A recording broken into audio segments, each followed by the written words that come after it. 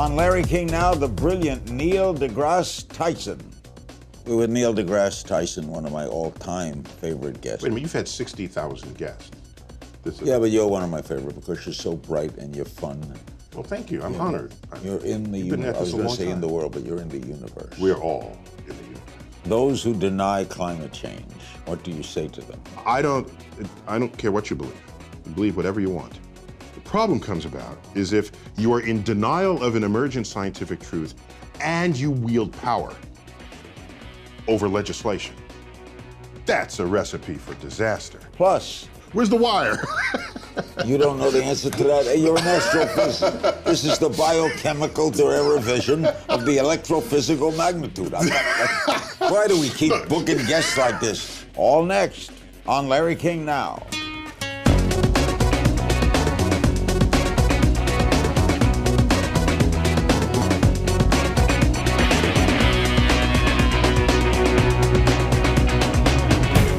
Welcome to Larry King Now. We're in a beautiful hotel, the Trump International. We're in New York City on a spring day. I grew up here. There's nothing like spring in New York overlooking the park.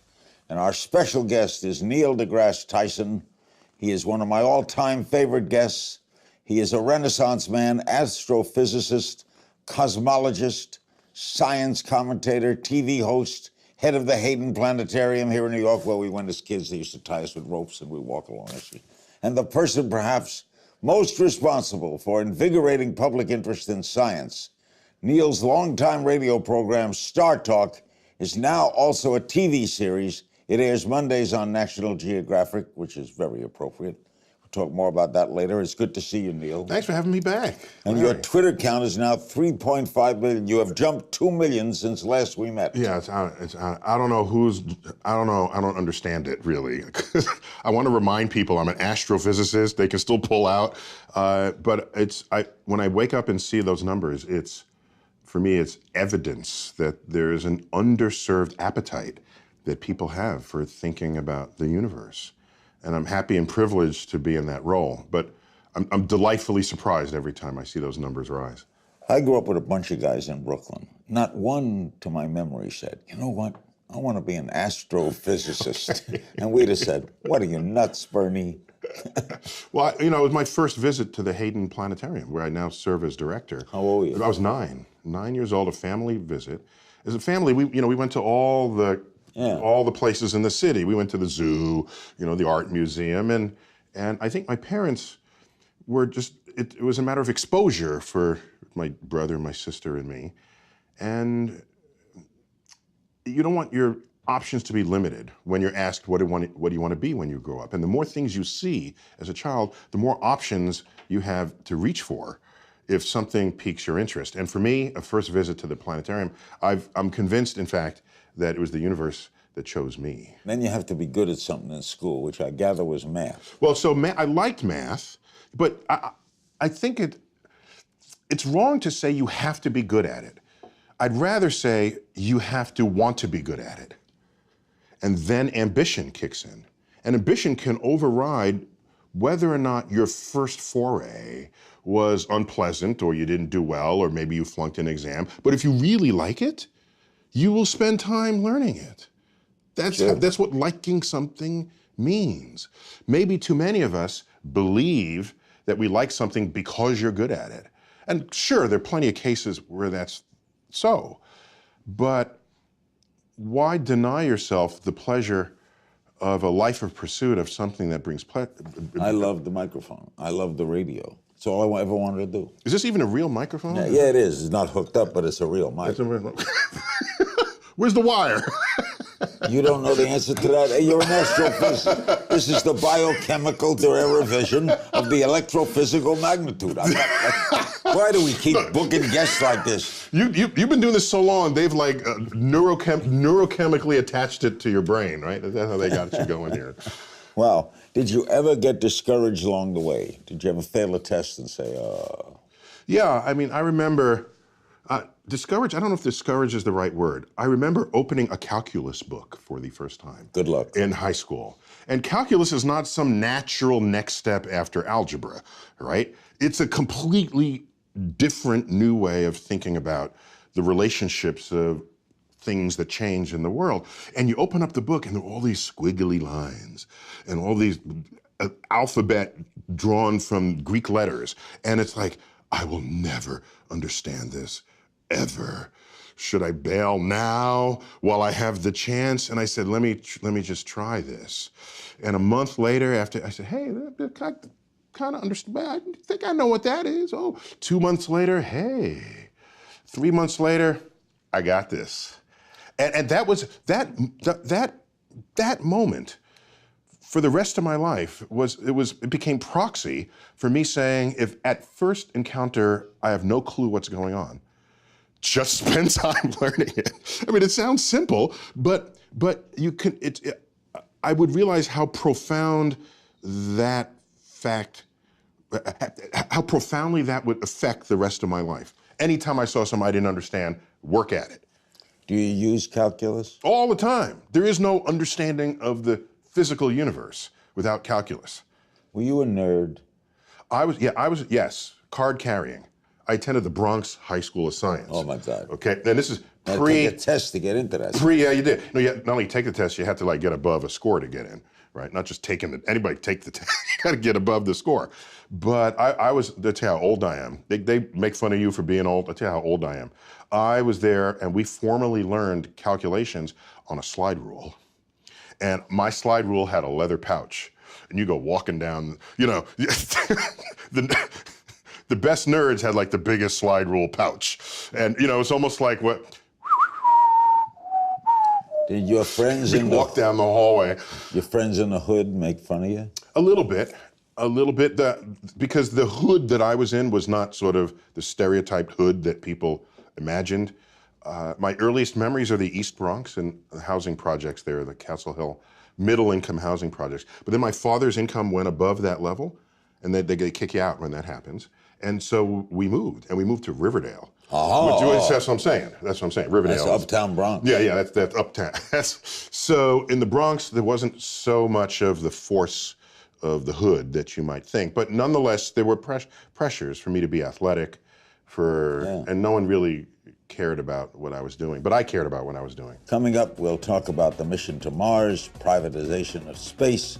We'll talk about climate change. We'll be right back.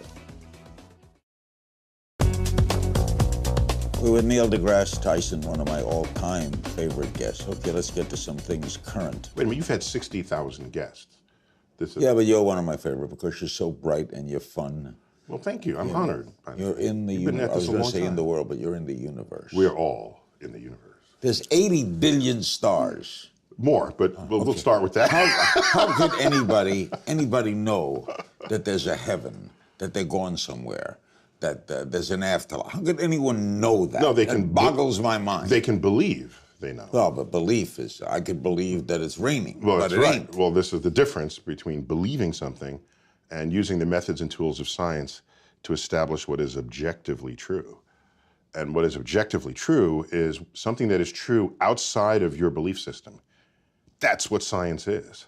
That's how we can make stuff. Do you wonder how it all began? Oh, of course.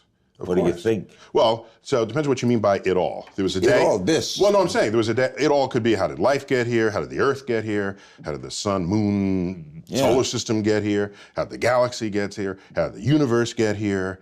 And so all of our evidence points to a pretty fun beginning of the universe, the Big Bang. We got a term for it, the Big Bang. What was there before it? It's a frontier of our investigation, and I got top people working on it. To find out what was there before. Yeah, we don't know. We don't know. What was there before the before? Yeah, but we're not ready to put our top people on that one yet.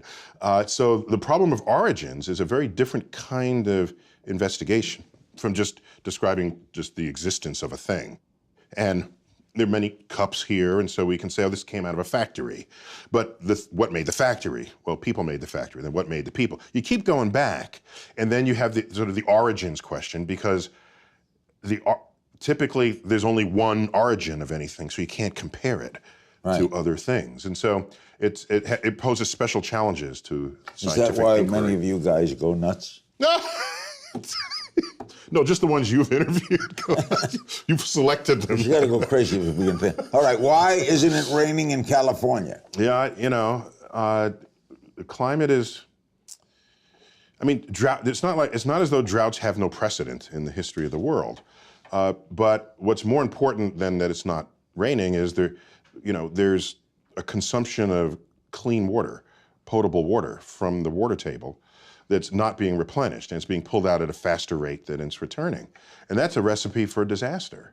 And so we need to think more, sort of, dare I use the word, holistically about systems that manifest on this earth. And that's a relatively new way to think about the world. But what do we do about it? Stumped, huh? Yeah, I don't have easy answers. I think we need to be better shepherds of our activities and our behaviors. If you're watering your lawn, do you need clean, potable water to water your lawn? No. You could use the water that came out of your dishwasher. Your grass is not going to care. But we've set up a system that does not intelligently use even the limited water that's available. Bigger question, why isn't it raining? All I can tell you is that in the world, what we're going to find is more extremes of weather. Okay, when it rains, it's going to rain heavier. When it's not going to rain, it's going to rain less than it ever didn't rain before. And as these extreme, that's kind of the new normal we're going to have to grow accustomed to. And all evidence points to the fact that it is human-caused influence on the ecosystem, on the climatic system. So cold weather will get colder, warm weather will get warmer, wet weather will get wetter? Yeah. So the extremes, you'll start visiting the extremes. And what happens is, as the temperature rises, more moisture from the ocean gets lifted into the atmosphere. And generally, when we think of weather, we think of storms and things. And so now that when you have a storm, there's more moisture to feed that storm. There's more heating to drive the convective cells. And so the storm gets more ferocious.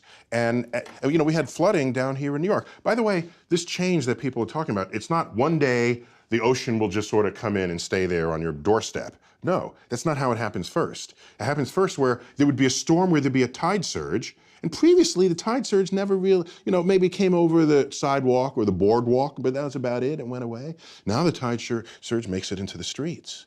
And that's your first indication. These extremes are your first encounter with what will soon become the new normal. Those who deny climate change, what do you say to them? In a free country, which at least we believe, we tell ourselves we live in a free country, I don't care what you believe.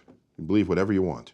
The problem comes about is if you are in denial of an emergent scientific truth and you wield power over legislation. That's a recipe for disaster. The person on the street doesn't care about climate change or doesn't, maybe we'll have a conversation, but I'm not going to lose sleep over that. It's when an elected official, stands in denial of climate change, something that scientists have been telling them now for decades, and they're going to create legislation in response to that. That is the end of an informed democracy. The end. I love when they say, I don't know anything about it, but it's not true. I don't know anything, but it's not true. And so, by the way, I don't beat politicians over the head. You'll never see me arguing with a politician. You know why? Because politicians, representatives, senators, they are duly elected by a community of people, the electorate. So if they want to say the Earth is 6,000 years old, it's probably because their electorate thinks so. And so as an educator, my task is to educate the electorate so that they could then vote people into office who can make sensible legislative decisions that can affect us all and not derive from their personal, private belief system. The man who brought us Cosmos has another show on the air. It's called Star Talk, and we'll talk about that and the rumored second season of Cosmos after the break. We're back with Mr. Tyson. What is Star Talk? Thanks for asking. It was an experiment radio show 5 years ago on a grant from the National Science Foundation. And I looked around and I saw well, how does someone receive science through media? And there's some fine science programming on NPR especially, where there's a, Science Friday, for example, and I've been on Science Friday, love it to death. There's a journalist interviewing a scientist. But if you tune into that, chances are you already like science. That's why you'd listen to it. But how about the people who don't know they like science? Or how about the people who know they don't like science? How do you get science to them? So I thought, why don't we invert the model?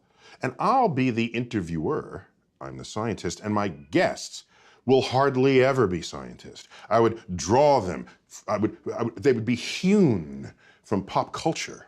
And my conversation with them would be about all the ways science has influenced their life or their livelihood. Are you teaching or asking?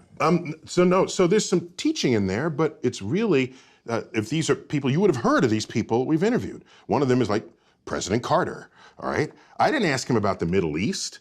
That's what other people do. I asked him about his engineering background and how that might have influenced his diplomacy. Is he thinking differently from others who had a different background? That's kind of interesting to me. It might be interesting to others. Interviewed George Takei from the original Star. He's a fun guy on every level. And we talked about the science fiction projections for the future and what came true, what didn't. But he's from pop culture. He's not a scientist. He may have played one on TV, but he's not a scientist. So you do this on television now too? So now it jumps species. And the National Geographic Channel, by the way, Cosmos, while it aired on Fox domestically and National Geographic delayed, National Geographic took it around the world in 180 countries. And so I had a relationship with National Geographic, and they said at the end of Cosmos, we got to do more TV together. And I said, no, that's not kind of what I'm about. But I am doing this radio show. Maybe we could film that. They agreed, and now it's on late night, like 11 p.m. The great man who started Cosmos was Carl Sagan. My man. I interviewed him maybe 100 times. Yeah, Carl's a billion. So you can say you've interviewed him maybe 1 billion times. I loved him. Get the billion going there. He was free you. Yeah, my first encounter with him was memorable for me. Probably not for him, but for me. I had applied to college, and I've told this story before. In fact, I retell it in Cosmos. I'd applied to college, and I'd known I was interested in the universe. I had been accepted at Cornell, and unknown to me, the admissions office forwarded my application to him for his comment and reaction. He then sent me a personal letter, hand-signed, saying, I hear you're considering Cornell. I'll be happy to give you a tour of the campus if you want to come up and visit to help you decide. And he was already famous. He had been on Carson, and scientist on Johnny Carson, oh my gosh, that was nobody had done that before. So he had cleared the field for anyone who would come after him to do much of what he had pioneered.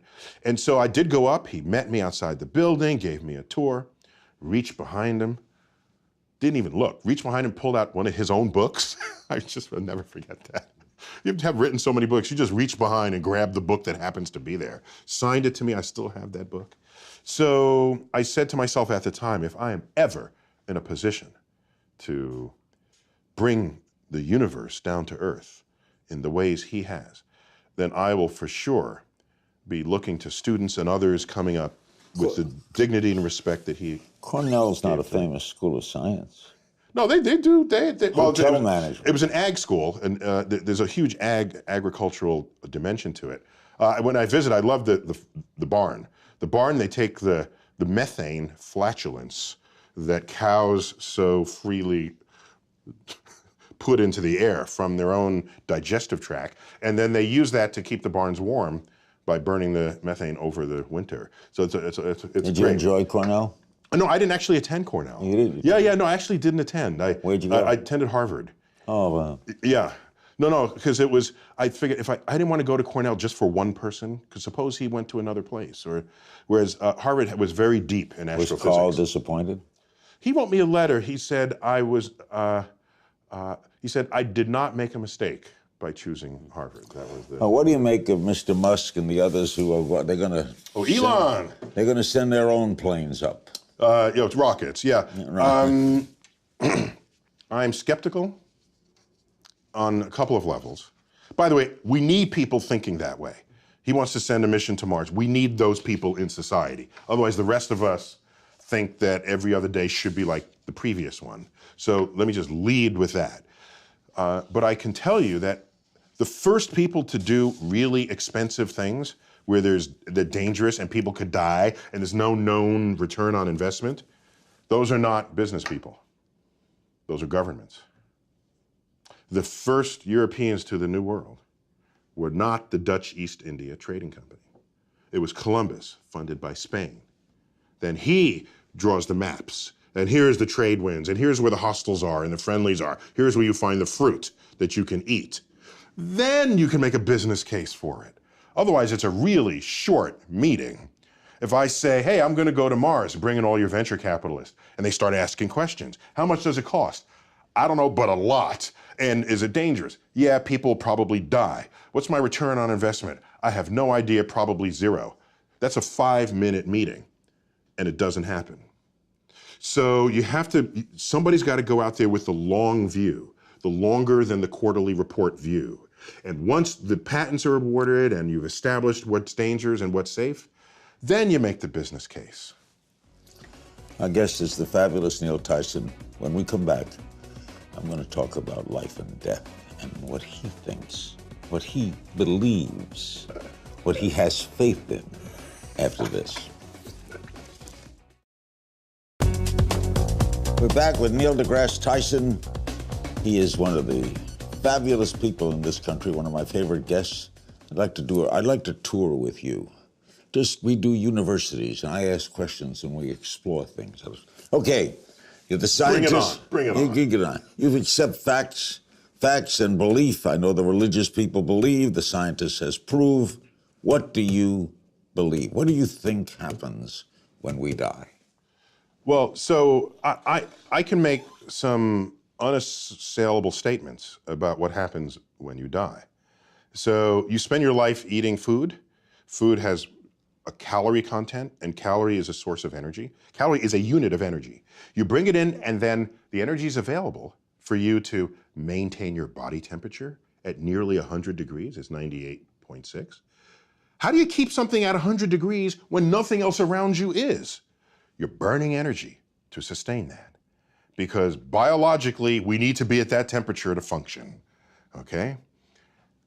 You also need energy to walk and to move. That's why you eat food. The moment you die, what happens? You don't maintain the energy. Your temperature drops. How far does it drop? To room temperature. At a funeral, in the casket, if you touch the hand of the person in the casket, your first thought is, the body's cold. No, it's not. It's room temperature. But it's cold compared to 100 degrees. They're no longer burning this energy. Okay, so now, every one of your molecules has energy within it. If you get cremated, that energy gets released in the form of heat. And you heat the air, and that air radiates to space. You get buried, which is how I want my body to be disposed of. Bury me. Bury me. Because you know why? I don't want the energy content of my body to just get radiated out into space, of no use to anybody. Put me in the ground. Let the worms, microbes come in and out of my body. And the energy content of my body that I had assembled over my lifetime, consuming the flora and fauna of this earth, my body then returns to them. And thus is the cycle of life. I know that's going to happen because you can measure where the energy goes. And that's how I want to go out. But you're not conscious, and that's for eternity, right? Yeah, there's no evidence that I have any consciousness of anything. And by the way, is that so weird? Did you have consciousness before you were born? Were you saying, how come I'm not on Earth? My gosh, I need to be on Earth. Or where am I? No, there's just the state of non-existence. And so I'm not given any reason. But now I am born. Okay. And I can't stand the thought of non-existence. See, I already have existence. I accept Okay, it is true. We fear death because we are born knowing only life. Right. I get that. However, I take another view, because I've been asked, if you could live forever, would you? Yes. Okay, we're Don't done even with have the to interview. finish the sentence. Yes. No, okay, sure, that's an attractive idea. But the way I look at it is the knowledge that I'm going to die that creates the focus that I bring to being alive. The urgency of accomplishment, the need to express love now, not later. If we live forever, why ever even get out of bed in the morning? Because you always have tomorrow. That's not the kind of life I want to lead.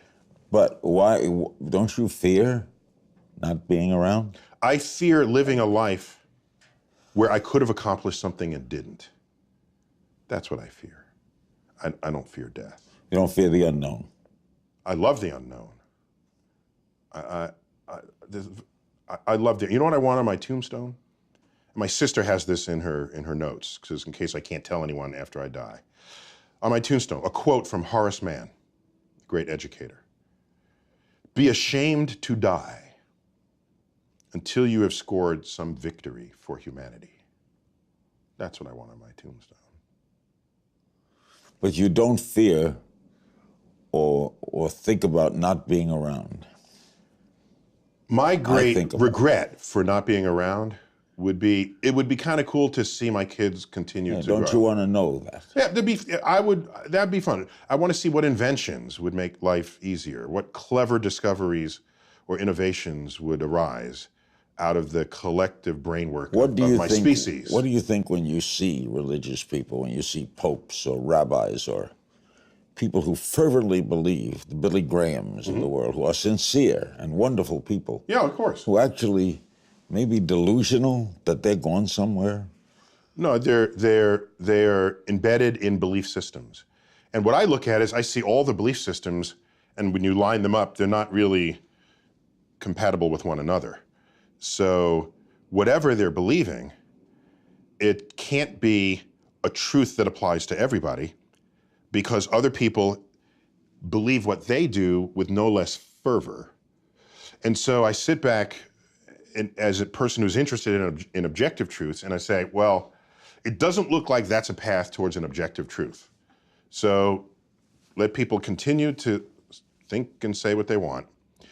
But as a citizen of a country that is not founded on a religion, it's founded with sort of a secular construct in a way that protects whatever religion you want to express. This is protected in the Constitution. The Constitution doesn't actually mention God. Right. Rather controversial in its day.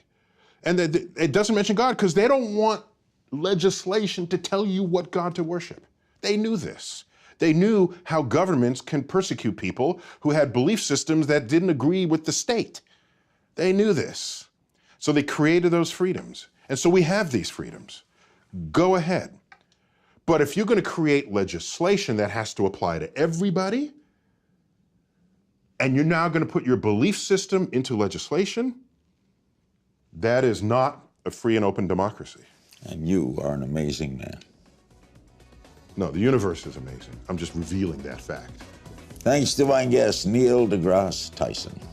Star Talk airs Mondays at 11 p.m., 10 Central on National Geographic. It's also available on SiriusXM and iTunes.